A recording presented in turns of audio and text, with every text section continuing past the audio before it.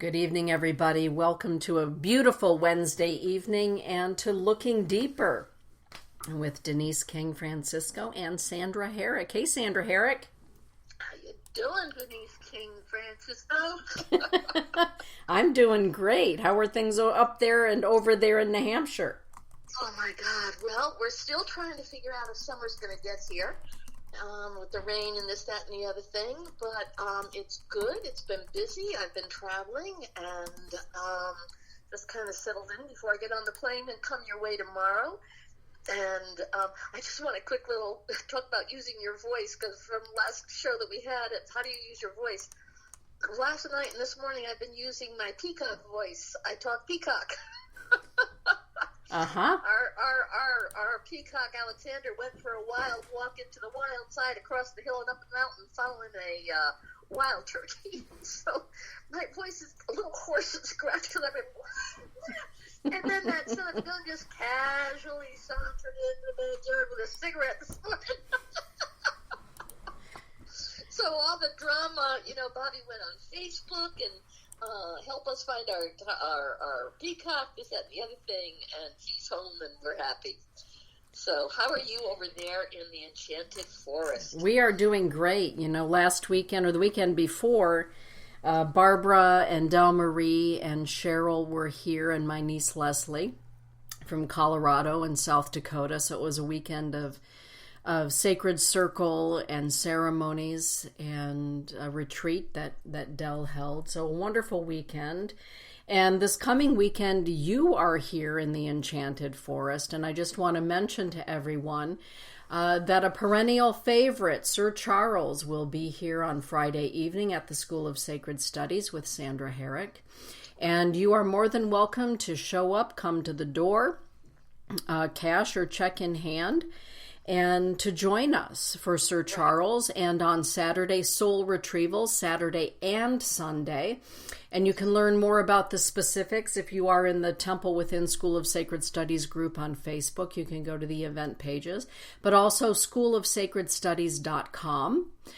In the classroom section, the classes section, you will see all of the specifics. And Sandy has agreed that if you decide on Saturday morning or Friday evening that you would like to join her for the Saturday and Sunday event, she will gladly have you join her at that time. So do please feel free to join the class. And again, the specifics are in both of those places. So Sandy, what would you add to that? Also over at sandraherrick.com under my workshops. And so it's just my name, sandraherrick.com. And it's going to be for this weekend in Michigan. And I just want to say for soul retrievals, it's just so important to know that we have been kind of shattered and scattered. And by things that have happened in past lives, things that have happened in this life. And soul retrieval is really that incredible work of to gather the parts of you that you even feel that you're missing, or even in the work that we're doing tonight with the radio show, where's your voice? How do you identify yourself, to collect yourself and be the person that you were born as, rather than just having to split up into the person you had to be or have to be for so many different individuals that kind of steal our identity. Mm-hmm. So that's that. And I look forward to it. And Sir Charles is my master teacher. He has literally graced me with his presence since I am 23 years old. And he is a phenomenon to deal with. He is an Englishman. He is a funny, polite, intense character that has a way of speaking that all I can say is he has guided me throughout all my 40-some-odd years in some of the most amazing ways that he's taught classes, he does sessions, and he's given me guidance and directed me around the world even if I didn't want to pack my bags and go. Funny how that is. He said go, I was going, even if I had my, it was like the plane left and I was always on it. I love that. So, and I look forward to it because coming out to the Enchanted Forest is really one of those opportunities to not only share with you and Todd and your family, my beloved godchildren out there, but to also be in the ceremony with Anipi, to be in what you have developed out there that's become quite a sanctuary. So thank you for your school and for, letting me come out and do my thing. Absolutely. Happy to have you, and the teepee is up, so that's always a bonus when the teepee is up and the flaps are open. Sandy, we have lots of people already coming into our chat room this evening. Jocelyn and Lily and Marianne, Carla Joe. Oh my goodness, it's marvelous. Todd, people just filing in. For those of you that are wondering, is the chat room up and going? It certainly is, so please do come on in and join the chat room with Sandy and I. We always take a look at, questions and discussion. That's really about discussion and not about just tossing out our ideas or our experiences, but, and what about yours? And I think that's always very important. So if you're out there and wondering, is it up and running? It is. Welcome into the chat room. It is warm and welcoming. Tonight we're talking about, healing, this idea of where does healing begin? Last month we talked about learning to use our voice. Sometimes it's just a matter of even finding our voice, let alone using it. And tonight Sandy and I thought about, okay, so finding our voice, using our voice, employing it, but what about harm and walking away from it? How do we use our voice and use our life experience or our need to walk away? How do we do that? We do that? Sandy, how do you define the word harm for yourself? Whoa. Well, first, before I go into that, I want to say hello to everybody that you've listed in. I've got to say this because I'm only saying it in person. Take that love, baby. Take the love. Okay, so how do you, first of all, you have to know you're in harm to walk away from it. Right. And I say that with the deepest respect to the fact that we don't always know we're in harm's way.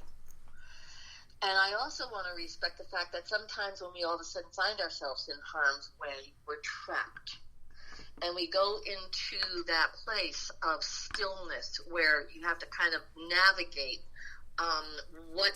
where are you, who are you with, and what are the options of what's happening.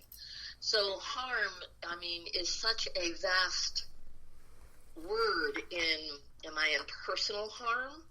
Am I in verbal harm?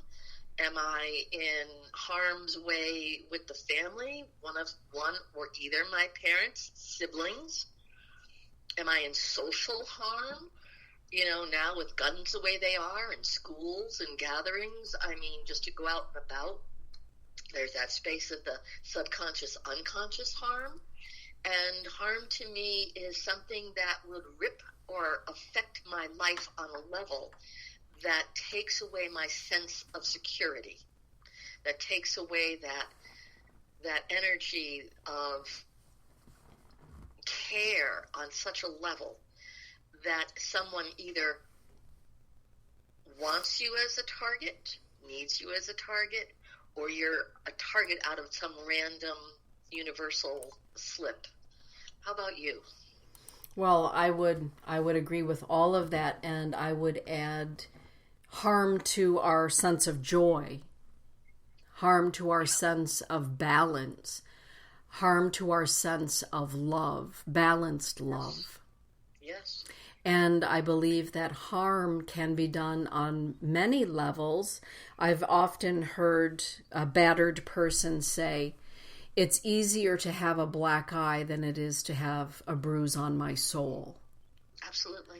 And so we can have harm to body, mind, spirit, emotions, all of the above, or choose any one or combination of whatever it is that steals our joy, our love, our sense of balance, and as you say, our sense of security.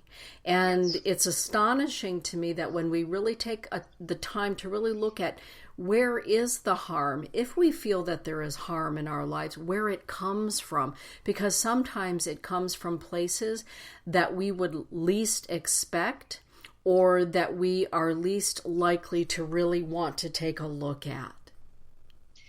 Well, and that goes to family of origin. And sad to say, our first imprints of harm for some people is being born, shocking the innocence of ourselves by the bright lights. And so birthing, I have the hiccups, excuse me, birthing has become quieter, less intrusive, and gone back to something natural and soothing.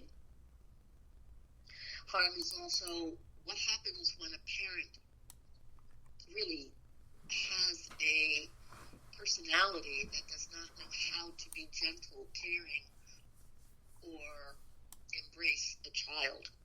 Mm-hmm. And that's where we start to develop social disorders, and we need to latch on to the mother. We need to somehow figure out how to stay in the embrace of home, food, safety. And so, I want to be able to honor and know that it's a very slippery slide when it comes to what is the harm from just being a child. If you have siblings that, oh boy, here's the baby, I think I'll just flush it down the toilet. Mm-hmm. Oh yeah. see how it goes. Yeah. Maybe I'll, and that there are, cruel situations where a child has to tolerate a sibling, or a mother doesn't like the child, or a father doesn't like the child. I mean, we all have stories where we know, hopefully you were or you weren't the favorite. What did you do with that? That is harm. Because for me, that's the harm of knowing that you are not experienced, and as you say, for your joy, but just the innate way of your existence. Your personality is not embraced. Your essence, your spirit, your soul is not embraced. That there's already an angst. Mm-hmm. And, being a intuitive is one thing, but to be in that intuitive space of counseling, we know that there is the wound of when our heart feels the first rejection for just being who we are and not being allowed. That is harm. Mm-hmm. Because as soon as you showed up, you're not allowed to exist. That harms our sense of dignity, our self-assurance. How do we change or morph into something that's more embracing? Or how do we react and go, if you don't like me, I'm not going to like you. Mm-hmm. So you become a person who may create harm to others because you're going to turn into a bully if you're bullied. Mm-hmm. And I know you've seen that. Well, I certainly have. I certainly have seen that. I certainly have experienced that. And, no matter what level of harm we feel as though we are experiencing, it's not always easy to walk away because, first and foremost, sometimes we just have to acknowledge that this is not normal, this is harmful, and sometimes we don't recognize what's harmful versus what we thought was normal until we are adults. Right. And we have an experience, or we have a friend who in the telling of our story says, well, that's not really normal. Right. Well, what do you mean that that's not normal? I grew up and that was normal. Right. And you're saying that that's not normal?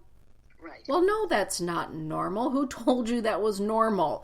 And the process begins of finding out that we experienced harm and didn't even know it. And perhaps that's contributing to the way that we are in the present moment.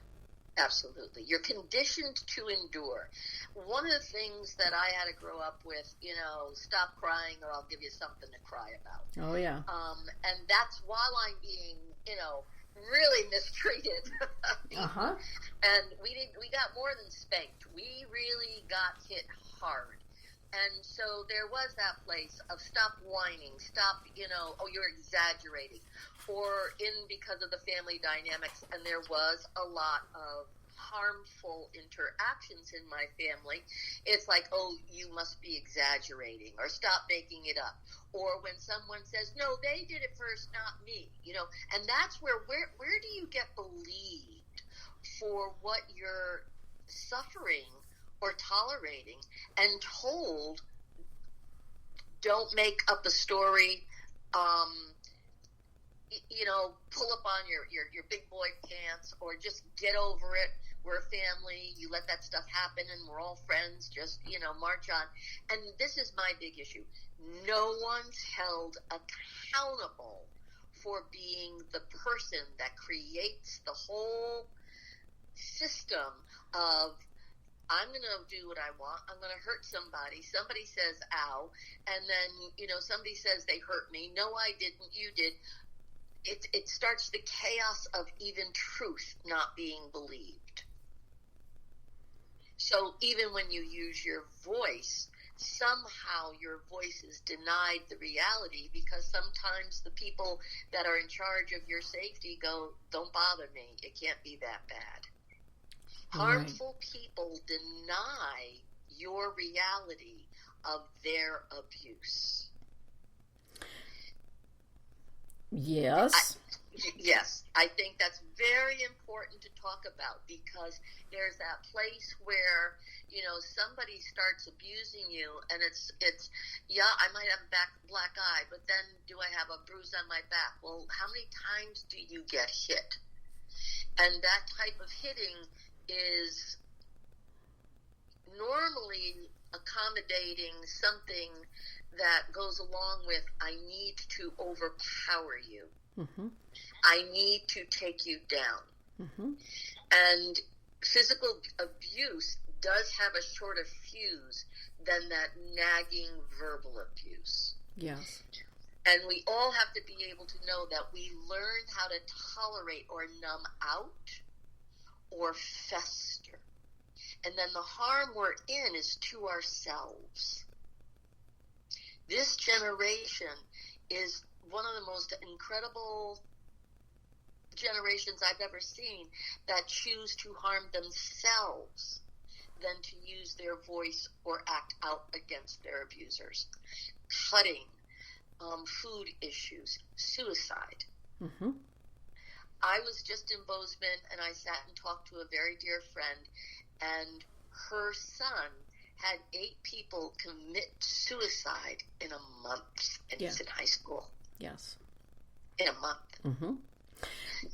Yeah, so harm is it's a calibration too. How do we find a place that believes we're in much pain as we are? Well, and you alluded to something earlier, and there's something very insidious, particularly about mental emotional harm. And the term now that is regularly used is gaslighting. So that the person who is committing mental or emotional or spiritual harm has this ability to turn their actions around to make them look like the victim. Right. And they are so convincing in their conviction to making sure that they are not seen as the person causing harm, that it causes an insipid, like, earworm or mind worm or soul worm that says, well, maybe they're right. Maybe I'm not being harmed. It's just my perception. Maybe there is something wrong with me that I see them or their actions or the situation as harmful. And sometimes I believe in that state of confusion, when we have a narcissist or somebody who is a gaslighter in our lives, that sometimes rather than to continue to stand up for ourselves and declare, I'm walking away from you and your craziness and this situation, we're so unsure that we begin to harm ourselves because there's a desire to harm something. Right. To act out or to lash out as a way of reacting, that then we take it out on ourselves. Does that make sense to you, Sam? Oh, absolutely. And that's the unfortunate situation that's happening where, counselors don't see it, classmates don't see it, family members don't see it, or if they do see it, they don't know what to do with it, or they are so harmed or damaged they can't relate to it or figure, hey, it happened to me, they can take it. This is a very powerful system that we're in the, like you say, the bullying, the narcissist, I have a family member that, used to torment all of us, and then it was like when he got caught, it was like, what, I'm only playing. Mm-hmm. And the more we screamed, the funnier it was.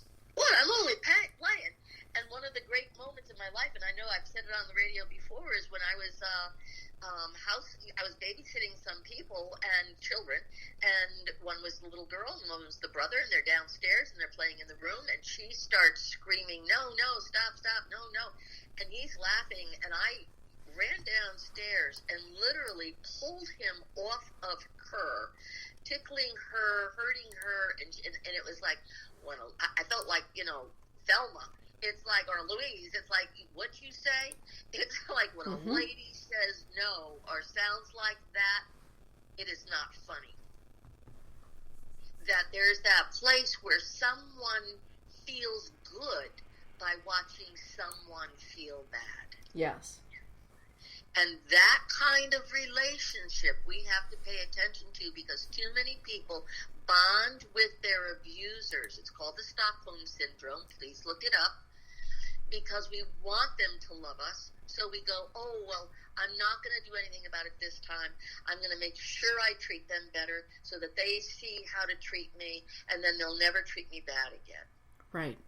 And that is a catch-22, because then you are convinced, you're going to convince the person who is harming you that they're going to love you, and you stay engaged rather than have to own this is not love. But when they're good, they're so good.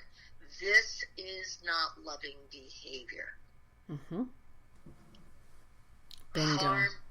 Being able to harm someone is part of a mental disease or a mental disorder or a mental necessity to be able to dominate and give self-satisfaction. I mean, let's talk about that just for a second. How have you known that people are satisfied when they harm others? Well, because they continue, it becomes a feed. It becomes exactly. a process of a feed, so that once is not enough, they may take a moment of break or pause, and then they're at it again. It's very vampiric. Yes. In that the feed will last for only a bit of time, and all of a sudden, their good behavior, or I'm going to be good. See, I'm going to change. Just you watch. And for the person that is empathic, or the person who's trusting or doesn't know any better, or stuck, as you say, there's a desire to believe that, they are going to get better. But the behavior, or the need for control, the need for the feed, is always there until it is addressed. And, whether we're talking about addiction to substances or addiction to mental, emotional abuse, there are people who are addicted to manipulating other people. There are people who are addicted to hitting and harming children, adults, whatever it happens to be, because there's a feed, there's an energy rush, there's a need at some molecular or soul level that is being met in that behavior. And it's amazing what happens then when we finally stand up to the person, when we recognize, maybe through counseling or therapy, or the honest friend that says, this is a great one, Julie Fortino Shirtlift. This is a great point, Julie. She says, we, the abused, make sure no one sees it. We help them hide the abuse. Exactly. And we're trained to do that. Yes. We're told to do that from being a child on. Nobody knows our business. We keep that quiet. And it goes back to where you say, what's normal? If we're not talking to other families about what's going on or not going on in their families, then we don't know what normal is. Yes. We did not know we lived in an abusive family until later on. It was like, what do you mean? My father was just a very strict parent and really enjoyed punishing us. Right. That we knew, but we didn't know it wasn't normal. What do you mean you never got hit? Excuse me? Right. Yes, I do know firsthand. And Julie is right about that. You know, there is a codependency, or there is this relationship that says we're going to hide it because there's a family sense of pride or a family sense of presence in the community, whatever it happens to be. And then, becomes the secret. Or it is the secret. It is the secret. And, you know, Todd and I have had long discussions about, I think also that for many of us, we let sleeping dogs lie, or we let the past lie in the past.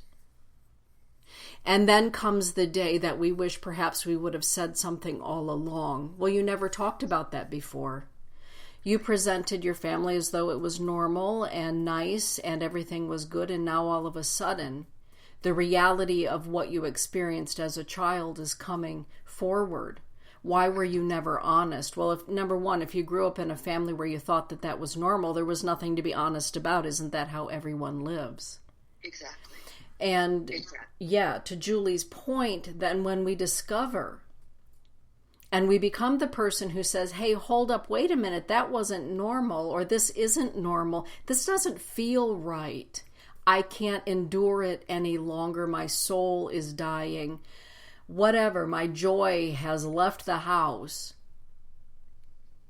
And we make a decision that we're no longer going to participate in, acknowledge, or acquiesce, or support that, hide it. All of a sudden we become the person who's rattling the cages. Have you ever been the cage rattler before, Sandy? Me? Yeah, you. Just asking. I think that's become my middle name. You know, I'm kind of looked at as good news, bad news. It's like, oh God, finally somebody's going to come and say something, but oh my God, what's going to be said? And it's that place of being able to avenge the person who has been stilled. And the avenge that happens is that you get them and bring them out of it long enough for them to desensitize to being so numb. We become numb. Yes. And being numb is, you know, how do we walk away from harm? First and foremost, we develop what I call the survivor. And it's in a lot of psychological books that you can read now, that when a child has to survive, that we develop these phantom entities inside us, these personas, these beings that are, well, if I need to be nice, I'll be nice. And as long as I'm nice, I'm not going to have to get hit or have to deal like this, or at least I'll get fed. I'll learn how to dodge. I'll learn how to maneuver and survive so I have food and shelter. Then we also have the ones that are acting out. Well, if you're bad, I'm bad. Who can be worse? If you're scaring me, I'm going to scare you. And these things start to develop in that way.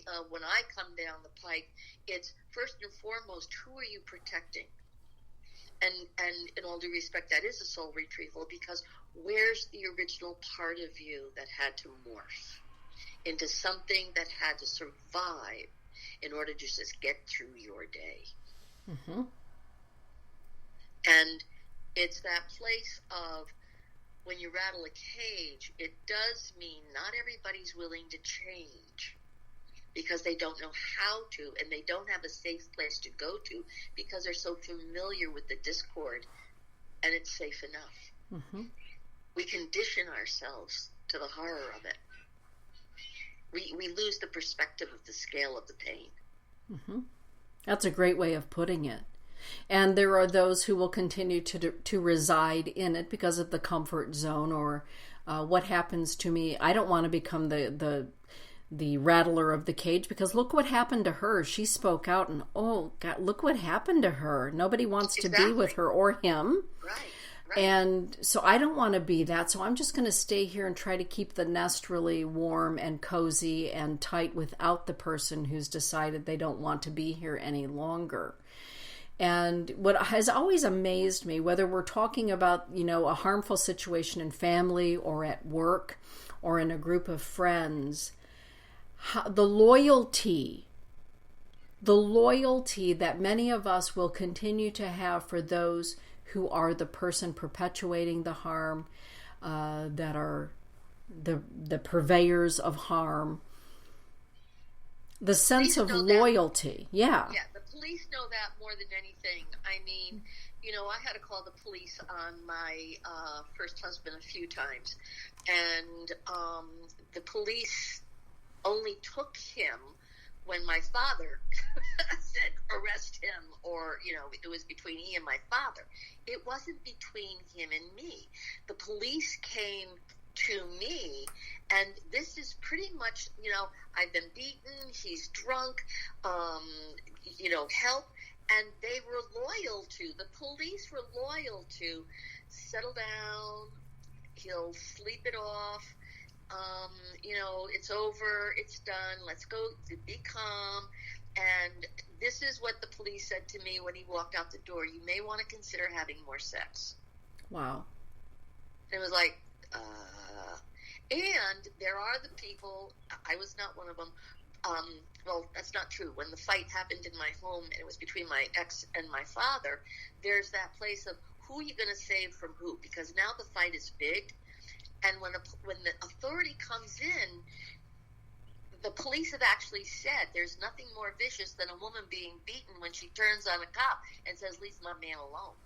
Ah, yeah. That they have to go in and be careful of the abuse that they get, because they've been shot, they've been hit, they've been this, and because the rage transfers.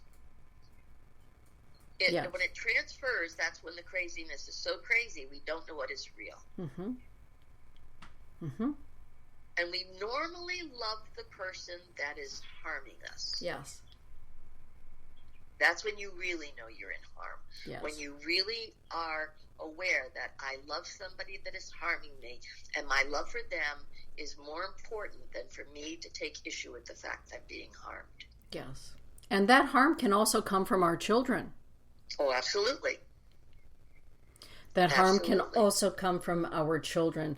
Julie is making it's a great statement. The abuser convinces everyone that they are the victim. They truly believe that they are the victim. Well, they set it up in their mind that you provoked me. Yes. If she didn't open her mouth, I wouldn't have had to hit her. If the kid didn't do something, I wouldn't have had to, reprimand them. Well, if it's your fault. How many times has somebody been abused and it was like, you did, well, you made me. Or the dominant person says, look at what you made me do. Mm-hmm. To the sobbing children when the mother's on the floor bleeding out. Look at what you made me do. Right. Exactly. And the same, a child in our lives, if you hadn't been such a crappy parent, or if you'd have been a better parent, if you gave me that special birthday party when I was 12, then I wouldn't have to, be this way with you right now. But I'm damaged goods because you as a parent were really awful. Here's where you fell down on that. So it's amazing where the harm can come from. But our soul, our heart knows it's being harmed on some level. Right. And it can be years before we acknowledge it, or somebody acknowledges it for us, and maybe we find ourselves in therapy, or going through healing processes, or what have you. But when we decide to heal, and we can begin walking away, it's not always a physical walking away. Sometimes it's an emotional withdrawal. It's a spiritual withdrawal. It can be many ways of walking away, and sometimes we run. We can't run fast enough. And other times it's a gradual walking away, emotionally or spiritually or mentally. Wouldn't you say, San? Absolutely, because it's a process. And it's interesting because all these phases happen within time until we hit the line where even our boundary tells us, it turns around and looks at us and go, if you cross the line, it's on you this time. Right. Meaning that, you can threaten somebody who's threatening you and say, if you do that one more time, I'm leaving. Well, if you do that one more time, you won't have sex. Well, if you do that one more time, I'm going to. Or if you do that one more time. And finally, that numb of if you doesn't have any reality, because those threats are, you change so I don't have to. Stop hurting me so I don't have to leave you and change my life. Mm-hmm. And a perpetrator always knows that if you don't mean it, they'll escalate. Yes. So we have to find out what our harm line is, where enough is enough is enough. Mm-hmm. And sometimes we don't know that until we're right there and shocked with, oh my God, this is it, it's over. Mm-hmm. And the perpetrator's like, well, what do you mean the game's up? Mm-hmm. It's done. Right. Right. And there's that place where it's information to a part of you that is more sane than you have allowed yourself to be in a while to tolerate something. Or all of a sudden it's like you experience how insane it is to be in the environment you're in. Yes. And it takes courage to walk away and feel safe. Mm-hmm. That you're walking away, because when people try to walk away, that's why there are safe houses for wives and children, because they have to get out while someone who is creating so much harm is in that passed out state. Mm-hmm. Or isn't at home. Mm-hmm. And you have to navigate your escape. You have to navigate how to get to a safe place. What's safe? Mm-hmm. I think we need to talk that. What's safe? A confidant, a church. In therapy or in ministry, if there is abuse and someone really reports it for a person of any age, a therapist is obligated now to report it. Mm-hmm. It wasn't always that way. Right. Right. You didn't report child abuse. You didn't report spousal abuse. You kind of went, well, these are your options. What are they? And mm-hmm. they were limited. Right. Right. And to your point, clergy abuse. Yes. There was a time not long ago where that wasn't even spoken of. Maybe whispers here and there, but it certainly wasn't spoken of. It wasn't brought into the light. And for many people, when the abuser is revealed, the repercussions, at least momentarily, or maybe not momentarily, could be lifelong. The ripples of that can be, well, he's the one who exposed that. Right. She's the one who exposed that. And ever since they stood up and exposed that, well, things have never been the same. Right. How bad was it really? Pointed to the person who tells the truth. Exactly. Exactly. And there are always going to be those that perhaps wish they had the strength to be able to say, I'm done with this, I'm moving along. And there will be those who will always be, as Julie said, covering up for the abuser themselves. And well, the whistleblower, it doesn't have an easy way. No. To survive. It certainly doesn't.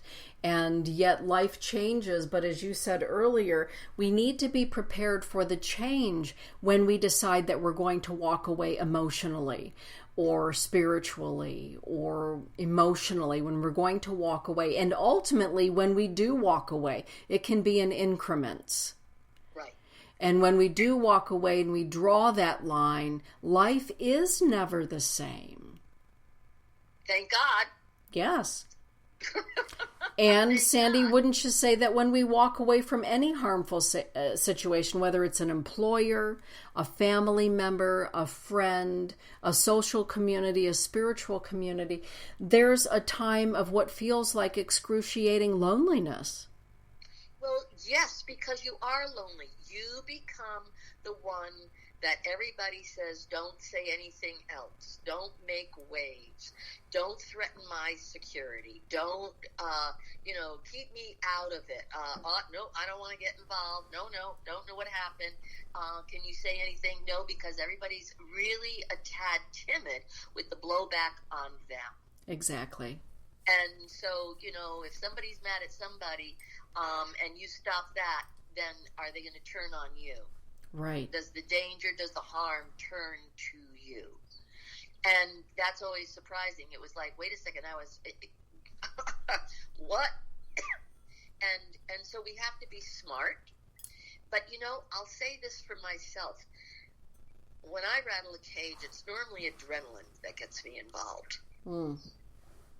Because I have taken children out of the arms of somebody hurting them. And there's a certain adrenaline where this is not a question. This is bigger than yourself, and you find out how big you are. And when that happens, it blows back energy in a way that people are surprised of the presence you have. Mm-hmm. And that is a truth too, that when all of a sudden we respond from that inner bomb inside of us, that is enough. There's a power inside of us that you have some time. It's like all of a sudden the dynamics are different. And there's like an honest light that confuses the abuser. Mm-hmm. And that's when you get out of there. Right. You get out. You don't stand and negotiate. You don't try to beat some common sense into the abuser. You get out. You get out. You get out. Mm-hmm. Talk about it later. Right. But in that moment, it's done. Get Right. out and keep the door closed. Yes. Or keep moving away. Right. I agree. Keep the door closed and moved away. Yeah. Yeah. Yeah. And there's that place where, we all calm down. It gets a little fuzzy. What are the details? How did it happen? Our memory kind of softens. I want to say this story. I know thank God we've been on the air for so long. There's so many stories I got to say or repeat. One of the greatest moments in my life was when I was in the mountains of New Mexico. And there were 3 men on the property, and I was alone with one other woman, and all of a sudden I saw the silhouette of a person. And I didn't know how my silhouette got on the window because the light was in the wrong place. And all of a sudden the person moved and it wasn't me. And I realized, oh my God, we're in trouble. I went into the house and got a knife because the other woman was in the orchard, and that's where the adrenaline kicks in. It's like, if I'm going down, I ain't going down alone. And, I live in the middle of nowhere, people are hundreds of miles away. It's just, you're alone. So, but what happened was after everything was said and done, and we're in the house, the woman and I are together because I screamed for her. She ran, we got into the house because she didn't see the man. She was like, are you sure you saw them? Are you sure someone was there? Is that really what you saw? You're really, is that? And I could feel my adrenaline drop, because when my adrenaline was up, it turned out to be 3 men. They were scared of me. But when I got into the house and I was asked, what happened? How did it happen? I could feel my adrenaline slip down, and I actually wanted to say to her, right, I don't know, or no, it wasn't as bad, because I didn't want her to feel how bad it really was. It was some chemical reaction in my brain. And I asked myself to remember this moment, because this is what happened to me my whole life. All of a sudden, the drama's over, I calm down, it's quiet, and it's like, well, what happened? Mm-hmm. And our brain goes into some chemistry that kind of is like, we don't want to believe it was as bad as it was. Yes. So it's some type of a shock that takes over us. Mm-hmm. And that's where denial comes in. Mm-hmm. Mm-hmm. And for someone to say it's as bad as that and more is sometimes traumatizing to have the person who is in harm's way even have to acknowledge. Because Yes. we've learned to endure. Yes. Yes. And that's where it gets scary with Mm-hmm. like, you don't even know how much harm you're in. Exactly. And I'd like to talk for just a moment about, in the process of walking away and landing in a place that feels safe finally. It may be very, very lonely. It may be very tenuous. But there's often a moment of grief. A grief about the separation, the woulda, coulda, shoulda. Who am I now? How come I didn't see it then? Am I that stupid? Right. What was I thinking? Why didn't I do this sooner? There's a time of grief and grieving the relationship with the person or the community or whatever that caused the harm. Let's talk about that for a minute, San. Well, it's shame-based. Yes. You know, when we start to feel ashamed of the fact, was I stupid? How did I not see that? What did I do? What did I like? You know, the shame of not being able to protect yourself, or the shame of being seduced into something that you're kind of involved with on a level that you know isn't right. If anybody's seen the TV show Big Little Lies, there is such a beautiful moment between Nicole Kidman and her therapist when the therapist says to her, you know, he's mentally ill, but you are too, because it's like you're involved with it. So you're going to have to heal from what it is that triggers you. You're staying too long at the fair. So something in you needs to be looked at also. Yes. And, you know, sometimes abuse victims get involved with, well, I do want revenge, so I get it when it's over, or I get back, or I got mine. So you have to look at your own personality. And that shame, the grief that you're talking about, is when we have to really deal with the fact that we've lost the final hope that we could get the person we love or want to love us to do it. Mm-hmm. What's wrong with me that I'm not lovable, that somebody wouldn't hurt me? Right. What's wrong with me that somebody doesn't see me as precious? Mm-hmm. Why could I not convince them to take better care of me? Mm-hmm. I mean, almost all victims own the blame of their perpetrator. Yes. Almost all sexual victims own the blame because they're told, well, you wore the skirt, well, you did that, well, you did this, you did that. I mean, if anybody wants to look at anything, look at the Kavanaugh hearing. You know, there was a guy, I love beer, and the woman saying, I'm over here and something happened.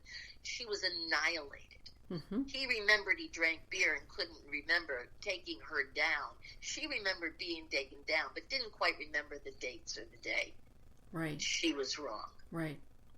I'm sure he didn't remember, but it's in my calendar. So there's that kind of thing where when somebody is really vicious, they need you to know you are wrong. Exactly. And they will do everything to make the group agree with them. It's quite a phenomenon. It's an incredible phenomenon, and it can be a lifelong struggle for some to walk away, whether it's from the abusive children or the abusive spouse or the abusive ex-spouse or the abusive parent or coworker. It can be a lifelong process of coming to a healing. And there's a beauty in the healing. And there's a calmness, at least for me in my Scorpio-ness, that I know that I am done. When I am so calm and my resolve is such that I know within my soul and within my bones I am done, regardless of the cost, regardless of what will be said about me publicly or privately, I'm done. Right. And drama's over. The drama's over. Damn the torpedoes. My self-worth, my peace, my joy is worth more than what others may think of me or say about me, whatever that happens to be. There's a calmness and a resolve. And sometimes life may return to something normal, but oftentimes life becomes something that we never thought possible. Right. It's called living safely. Yes. And being able to be who you are. Yes. Without being shunned, shamed, damned, denied. Right. Let's talk about, Sandy, the importance of reaching out. Sometimes people suffer the harm in silence because there's something that keeps them from reaching out. Will you talk about that for a moment? Well, it's because there's that place of what happens when you start your story. What happens if someone tells you something you don't want to hear? Mm-hmm. The biggest reason people don't reach out is because they're frightened of what they're going to feel. Mm-hmm. The reason why you're in an abusive situation is because you're not registering your feelings. You're numbing out. You're in denial. It is a legitimate disability. It is a legitimate way to survive. It is something that happens to the chemistry in your brain. It's not a choice you make. It's a situation that happens to you. Mm-hmm. And to reach out is almost counterproductive to how do I stay safe. So when you're reaching out, you first of all have to say, this is what's happening, or find someone that you feel, whether it's a group or a confidant or someone that is just going to not make you wrong or shame you mm-hmm. for even being in the situation. Mm-hmm. So if anybody comes to you and says this is happening, we have to be very careful not to call them an idiot. Why are you still there? Right. Or what's wrong with you? Why do you tolerate that? Well, why haven't you left them yet? Well, because they don't have the skills to do it. Yes. There's my first belch for the whole thing. And we need to have skills to reach out. And then we need to have skills developed and tools developed to stay connected to the one that says, choose a peaceful life. Mm-hmm. Choose to deal with the pain you're feeling so you can stop feeling the pain and feel life. Right. And you do have to feel the pain of the pain you're feeling because we're horrified that it happened. Exactly.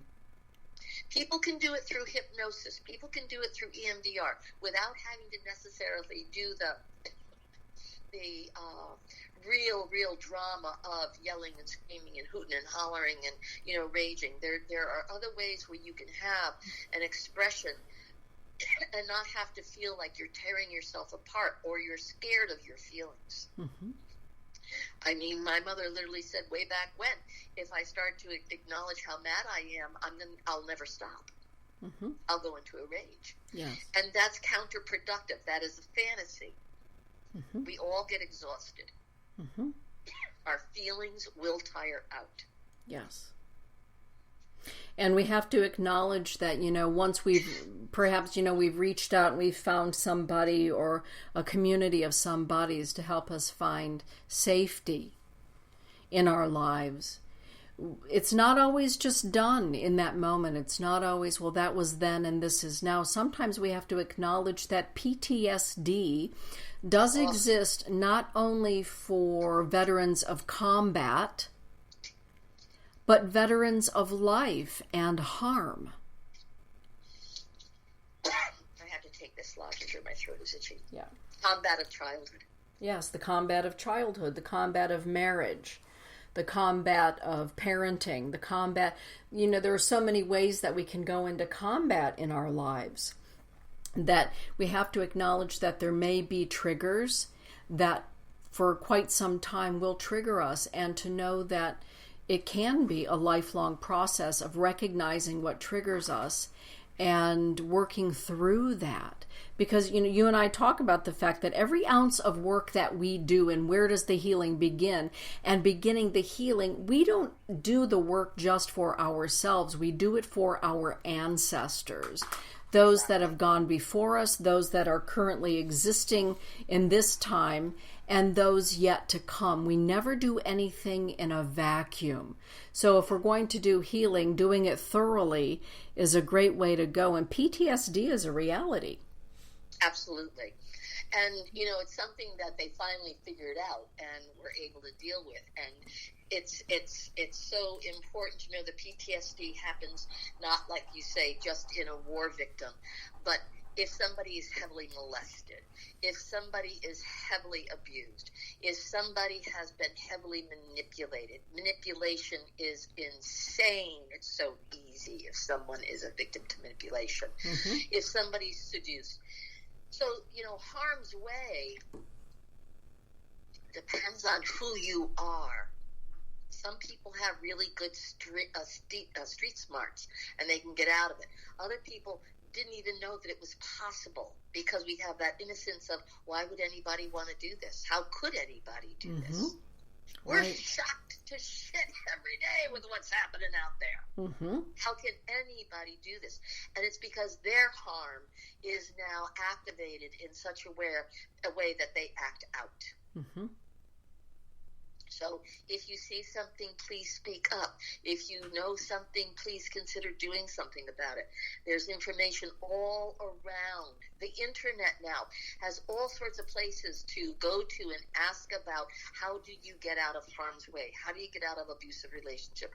How do you deal with an alcoholic situation and other addictions, drug use, sexual abuse. And what is so good, different from my time of growing up, is we are a verbal community now. We're talking about these things always went on. Nobody talked about it. It's now being talked about. Yes. And we want to be able to have someone feel safe enough that, again, when they come, they're not sent back home and go, just live with it. You know what's going on, and you'll figure it out, and it'll be better in the morning. All that is a way that everybody almost had to treat life, because nobody was dealing with their feelings. There was a very superior attitude that whatever the man wants, the man gets. Sorry, but that's the way it was. You made your bed, you lay in it. Stop bitching and moaning. Make dinner. Right. Them days be over. But those and make sure you're looking good while you're making dinner. And pouring that martini. Be served. Yeah, exactly. Have them take you out. Exactly. So, yeah. So, and to know that what your worth is. Your worth, somebody says, I deserve better. Well, that's true. But you can't ask somebody to do that for you. You have to start with yourself. Yes. Because if you're not doing that for you, that is self-abuse. I'm giving the responsibility for someone to treat me right until they do. How's that working? Exactly. It takes a lot of courage to walk away from harm. It takes a lot of courage. It takes a lot of fortitude. It takes a lot of trust in the universe. And, for myself and my life's experience, I've never been disappointed in walking away in what is provided for me after I've walked away, whether it's through divorce or drawing the line and saying I'm not doing this any longer. How the intelligence of our soul and our connection to all things provides a way. And it provides a life that is amenable to our soul.